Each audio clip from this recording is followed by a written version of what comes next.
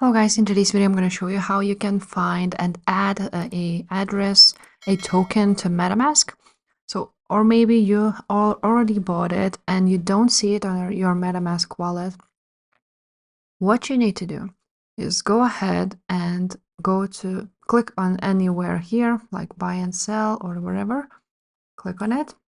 Now you will be redirected to some page where you can go ahead, click on token, search for a token.